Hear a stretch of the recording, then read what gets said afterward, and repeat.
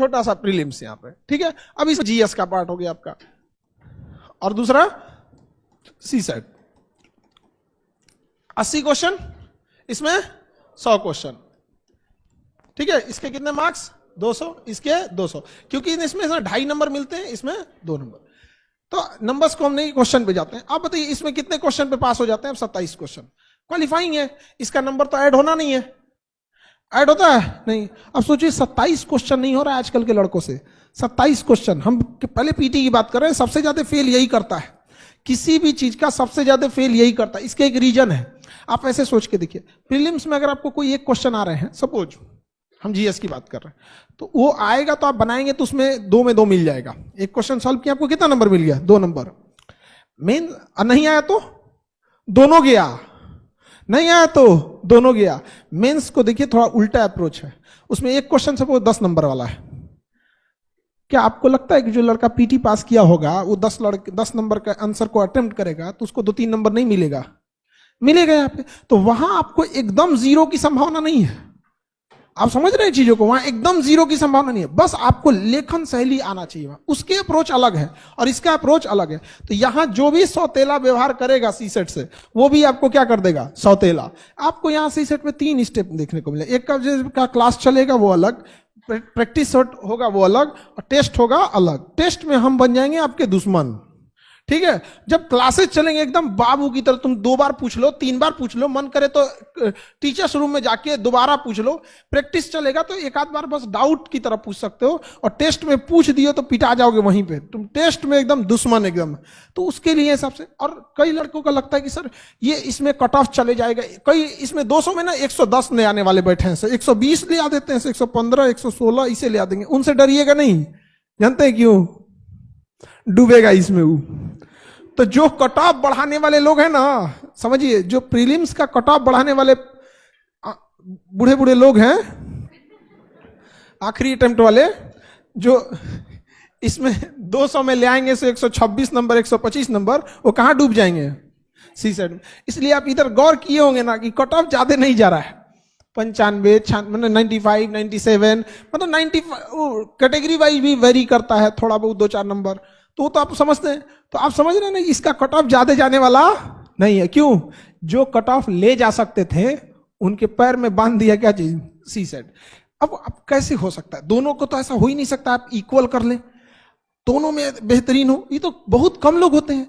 तो इसलिए आपको बैलेंस लेके चलना है, समझा कि नहीं? का एक से एक देखेंगे ना, उसका खूब पढ़ेगा हिस्ट्री, खूब पढ़ेगा ज्योग्राफी, एकदम दबा के एकदम। तो ऐसा नहीं है कि हिस्ट्री ज्योग्राफी फालतू है, लेकिन इतना समझिए भाई, सीसेट पास करना मजबूरी है आपकी।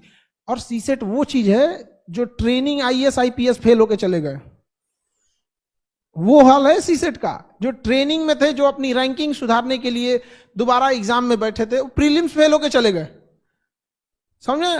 क्योंकि इसमें आपको एग्जैक्ट आंसर चाहिए, exact answer, no doubt. GS में क्या है ना, आपका एग्जैक्ट आंसर भी नहीं है ना, तो कुछ कुछ ऑप्शन वगैरह हेल्प कर देते हैं, इसमें कोई हेल्प करने वाला नहीं है आपको। तो अब सीधी सी बात है, आप सीसेट के लिए तैयार है, प्रीलिम्स के लिए तैयार है। जीएस सब पढ़ते हैं, आप भी पढ़ते हैं, सब गिरेंगे, आप भी गिरेंगे। सीसेट कम पढ़ते हैं, आप कम का रिजल्ट भी होता है, आप भी पढ़ेंगे, आपका भी रिजल्ट होगा। इतनी सी बात नहीं समझ में आती है तो पढ़ते रहो, लेके 1857 की क्रांति, नॉन कोऑपरेटिव मूवमेंट, और ये सब जीएस अपनी जगह पे बहुत बड़ा चीज है। रियलिटी यही है कि आप जितना समय जीएस को देते हैं ना, उतना सीसेट को देते ही नहीं है। ये पीटी एकदम क्लियर है। जीएस में गलती क्या करेगा लोग, देखिए, कुछ पोर्शन छोड़ेंगे लोग, आप लोग करंट लास्ट में पढ़ता है, तो जब धीरे धीरे पढ़ते जाएंगे तो 3 महीना 4 महीना तो आपको इस बात पे लग जाएंगे कि अब आप उस लायक हुए हैं। लास्ट में पढ़ेंगे तो यहां डूबेंगे। साइंस एंड टेक का पोर्शन अच्छा खासा डूबा, ऐसा लगता है ना टीचर से कंपटीशन में बैठा है। और पीटी में क्या है कि आपका जो पोर्शन अच्छा लगेगा ना, आप उसमें बहुत टाइम देते हैं। याद रखिएगा, रिजल्ट कभी भी आपके अच्छे हिस्सा से नहीं होता है, बल्कि रिजल्ट होता है अपने कमजोर हिस्सा को ठीक करने में, और ये कोई नहीं करना चाहता है। देखिएगा, जिसका मैथ्स अच्छा होगा खूब मैथ्स पढ़ेगा, जिसका हिस्ट्री अच्छा होगा खूब हिस्ट्री पढ़ेगा। अरे यार, तुम्हें टीचर नहीं बनना है, तुम्हें एग्जाम निकालना है, सबको ध्यान देना है यहाँ पे। और बहुत सारे ऐसे सब्जेक्ट है, बहुत टाइम लेंगे लेकिन नंबर भी ठीक ठाक देंगे, लेकिन कुछ सब्जेक्ट है कम टाइम लेंगे, नंबर भी एकदम सॉलिड देंगे। तो ये गलती नहीं करना है, इक्वल टाइम देना है। मेंस में देखिए थोड़ा बहुत मेंस, अब पर इसमें क्या हो जाएगा, ऐसे आपका ऐसे। ये आपको क्या लगता है एक दिन में हो जाएगा? एक दिन में कभी नहीं होने वाला आपका। ऐसे में स्ट्रक्चरिंग चाहिए आपको, स्ट्रक्चरिंग। ऐसे आप कुछ भी लिखिए, स्ट्रक्चर फॉर्मेट सेम होना चाहिए। यार कुछ तो स्ट्रक्चर हुआ होगा ना, कि एक डिस्ट्रिक्ट मजिस्ट्रेट का ट्रांसफर होता है, अगला डिस्ट्रिक्ट मजिस्ट्रेट उस काम को वहीं से उठा लेता है। लेकिन आप में ऐसा कभी नहीं हो सकता कि आप किसी नोट्स को आधा बनाएं और दूसरा कोई आके उस नोट्स को फिर कंप्लीट बना के चले। कभी हुआ ऐसा? स्ट्रक्चर चाहिए उसको, समझिए इस चीज को। एक कोई कोर्ट में मुकदमा चलता है तो उस एक मुकदमे को जब शुरू से लेकर फाइनल डिसीजन आता है, इस दौरान 100 जज देख के जा चुके होते हैं। कभी इस जज का ट्रांसफर हुआ, अगला आया, उसके बाद अगला हुआ, डिस्ट्रिक्ट कोर्ट में कोई और सुना, हाई कोर्ट में कोई और सुना, सुप्रीम कोर्ट में कोई और सुना, जबकि उस जज का अपना कोई पर्सनल मामला नहीं है। दिन भर में उसके पास यही सब चीजें आती है। कुछ तो फॉर्मेट है उन लोगों के पास जो इसी फॉर्मेट पे सबको चलना है, वही आपसे ढूंढता है। लेकिन आपको लगता है कि नहीं, ऐसे में केवल नॉलेज चाहिए। नॉलेज के साथ साथ आपको क्या चाहिए? फॉर्मेट चाहिए आपको। आपके पास वो फॉर्मेट होना चाहिए। डे 1 में जैसे ही स्टार्ट होगा, फर्स्ट वीक में ही आपको 2 क्लास ले लिया जाएगा कि फॉर्मेटिंग का, ताकि जब आप न्यूज पढ़ें या कुछ भी करें, डे 1 से लिखना चालू करें धीरे धीरे फॉर्मेट का। समझ में आ रहा है कि नहीं आ रहा है? यहाँ पे 250 नंबर दे देता है। कितना नंबर? अच्छा खासा नंबर दे देता है। और आपने ईमानदारी से बता के देखिए कितना टाइम देते हैं लोग, बहुत कम। ईमानदारी से देखिए। और वो लड़के कहते हैं कि हम यूपीएससी की तैयारी कर रहे हैं। यार तुम्हें खुद नहीं पता है कि कौन सा सब्जेक्ट पे कितना टाइम देना चाहिए। 250 नंबर का मार्क्स है, लास्ट में देता, कहता ऐसे भी करना है। अरे यार तुम्हें तो स्टार्टिंग से होना चाहिए। लेकिन आप भी देखिएगा यूपीएससी के लड़कों की खराबी, वो हिस्ट्री, ज्योग्राफी, पॉलिटी, इकोनॉमिक्स कोई से सब्जेक्ट मानता है, मेन सब्जेक्ट यही मानता है उसको, हिस्ट्री, ज्योग्राफी, पॉलिटी, इकोनॉमिक्स। जबकि 250 नंबर ऐसे दिया, भूल गए वहां पे। 1000 नंबर का आपका जीएस, जीएस 1 2 3 4 ऐसे सेम टू यू कर देते हैं। ये सब कितने का है? 250 का। ऐसे कर देते हैं सेम टू यू। कौन लिखेगा इतना? यानी जीएस टोटल कितने का हो गया? 1000। अब वो 250। अब इसमें देखिए क्या करेगा सब गलती। हम आपको गलतियां दिखा रहे हैं। अगर आपको ऐसा लगेगा कि नहीं सर आपको नहीं पता है, हमको ज्यादा आइडिया है, ये गलती नहीं करते, तो आप टोक दीजिएगा। आप देखिएगा गौर से, यहां ऐसे पे ध्यान नहीं देगा। अब जीएस में आते हैं। जीएस 1 250 का अकेला सब्जेक्ट है।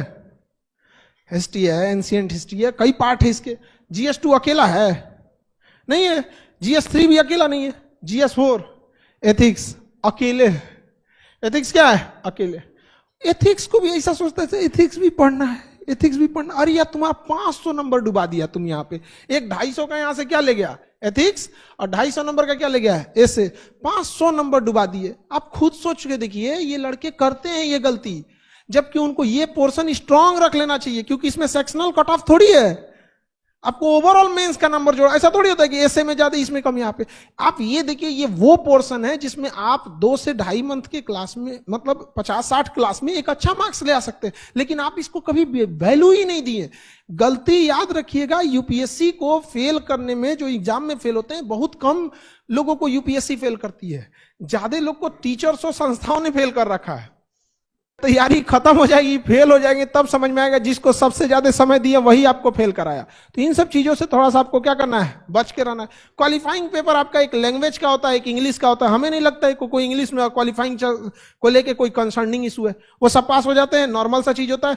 मुश्किल से मान के चलिए इंग्लिश क्वालिफाइंग के लिए आप 3 क्लास 1 हफ्ता ले लीजिए, उसके लिए भी आपको बहुत ज्यादा का टेंशन नहीं है। यानी आपको पीटी के लिए किस पे ध्यान देना है? सीसेट। समझ में आ गया कि नहीं? एकदम क्लियर। पीटी के लिए से मेंस में जिस लड़के ने कॉपी लिखना नहीं चालू किया, कॉपी भरना नहीं चालू किया, अभी से लिख के देते हैं फेल होगा। अभी से लिख के देते हैं, कोई मतलब। अभी आप लोग युवा अवस्था में ना, आपका कॉन्फिडेंस आपको बर्बाद कर देता है।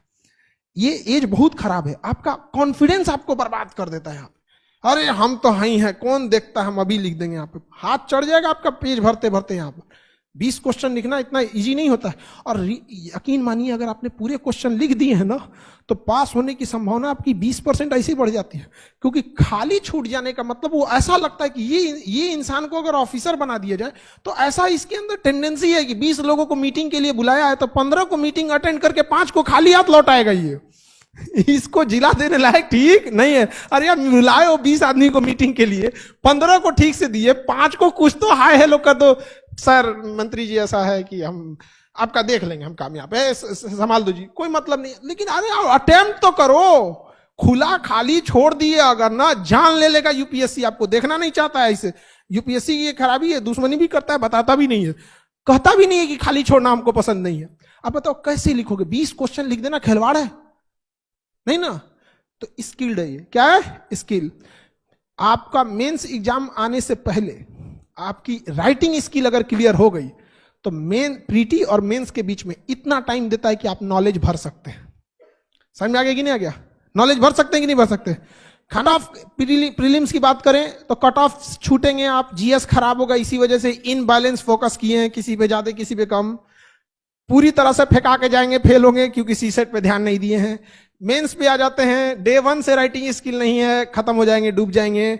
एसे के साथ सौतेला व्यवहार किए हैं, इसको तो बाद में पढ़ेंगे। निबंध के साथ सौतेला व्यवहार किए, इसको एथिक्स के साथ इसको तो बाद में पढ़ेंगे। गया आपका काम से खत्म। अब आप तैयारी कीजिए अपने घर वालों को ये बताने के लिए कि मेंस में ठीक गया था, तब ये ठीक नहीं थी, 4-5 नंबर से पीछे रह गए हैं यहाँ पे।